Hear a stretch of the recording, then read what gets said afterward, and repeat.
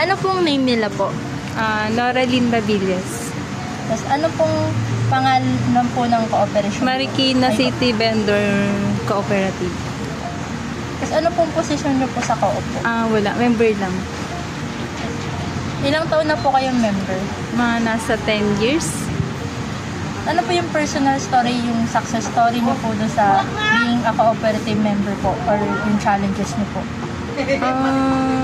Pag nag-loan kami, tapos yun, nakaka-survive kami sa mga puhunan, ganyan. Natutulungan po kayo ng cooperative po?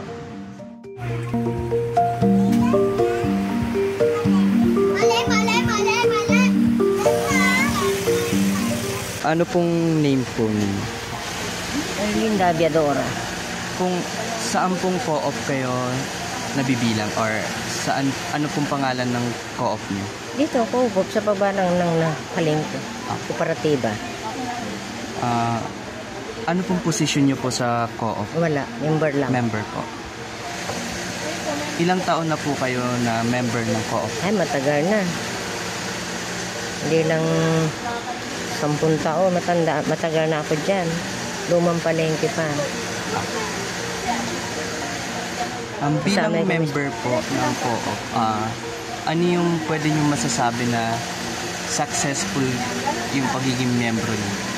Okay naman. Kung member po ulit, ano po yung mga challenges na kinaharap mo? Wala akong problema dyan sa co-op. Okay yan. Yung co-op namin. Member din ako ng ULA. ULA Dico. Ano pong name po nila? Anita Sudaria. Ano po yung co-op name nyo po? Ano ba yung co-op namin? Marikina Public Market. Tapos ano po yung position nyo sa co-op po? Wala, membro lang. Ilang years na po kayo membro? Ay, naku, senior na ako. 1978 pa. So matagal na po kayo. Oh, Ano po yung personal story nyo sa member? Yung success story nyo po habang nasa co-op pa po, tsaka yung challenges nyo po? Ano yung pong mga pagsubok nyo po habang member pa po kayo ng co-op? wala naman. Pabisan-minsan, nakakapalyo. Wala naman. Paano po kayo natutulungan po din ng co-op po? Malaking tulong. Eh, di ba, pag-uutang ka, maliit naman ang ang hulog. Malakas akong umutang. Halimbawa, 100,000. Ang hulog mo, isang taon mo babayaran yun. Tapos, ang hulog mo, 400 lang araw-araw. Huwag ka lang magpalyo. Huwag lang pong limitis. Pag nagpalyo ka, may penalty na yun. Pag naging 3, may penalty na, ganun. Ano pong pangalan niyo po? Librada Vito. Saan po kayong co-op na bibilang or Marikina Public Market, Marikina Cooperative. ano pong position niyo sa co-op?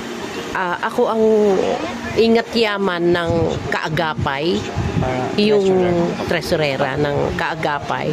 Signatory lang. Opo.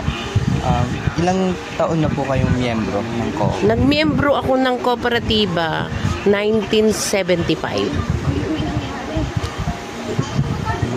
Bilang miyembro ng co-op, ano po yung istorya or maibabahagi nyo na successful yung pagiging miyembro nyo? Sa karanasan ko, malaking tulong sa amin yung kooperatiba sa lahat ng bagay. Sa pananalapi. Sige.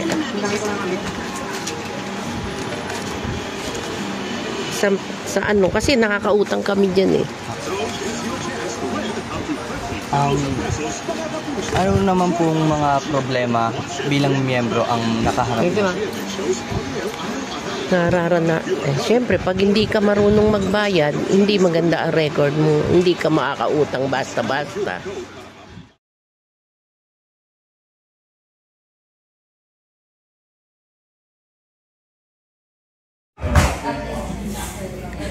Si Sino? Si Nora Lynn. Si Nora Lynn, siya yung parang first in interview yung ano, 10 years lang ba siya? 10 years pa 10 years siya sa Maliki na vendor o cooperative. Then si Nanay Anita yung third, yung 1978 pa siya. Nag-senior na daw siya doon. Siya rin yung nagsabi malaking tulong daw yung co-op sa kanila kasi malakas daw siyang sabi niya malakas daw siyang umutang. Then maliit lang daw yung hulog, mga 400 per day. 400, hindi, per day ba? Per day sa yun, diba? 400 per day. Then si Ate Nora din natin nagsabi na na malaking tulong yung co-op din kasi parang Nabibigyan sila puhunan. nakakapag-loan siya para pampuhunan. Then maliit, maano din daw yung Mababa lang hulog. interest. Yun. Si Nanay din ko pa napakinggan. Basta tuloy-tuloy yung yung hulog nila. Walang pwede. Parang mostly din naman sa kanila ganun din yung parang benefit ng like nakakapag-loan sila for pampuhunan. So, then mababa lang yung yung Hindi na yung hulog. yung hulog, mababa lang yung hulog. Investment kumbaga. Parang yun yung pinaka-benefit talaga ng co-op sa kanila.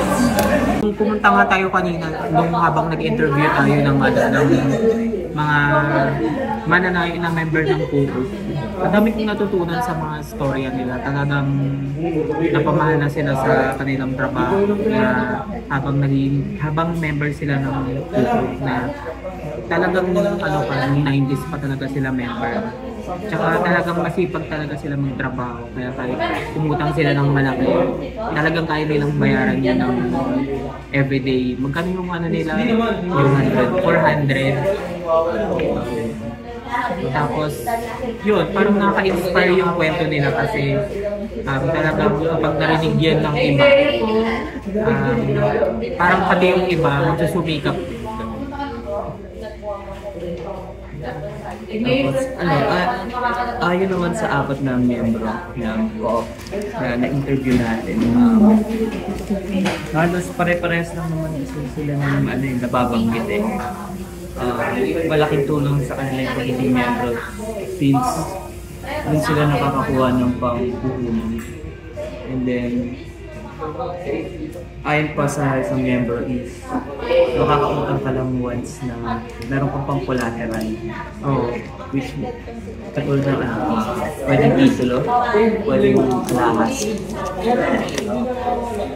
And then, sa problema naman yung mga kinakaharap yung mga member, iisa lang din yung binabanggit nila, which is yung kapag hindi ka nakapagbayad sunod-sunod, let's say 3 days sunod-sunod hindi ka nakapagbayad, may penalty na, which is yun yung pinakamahirap na sitwasyon na pwedeng Hindi ka nila papautangin na. And then yun, pwedeng maging sanyo ng kaya sila makautang sa susunod pa.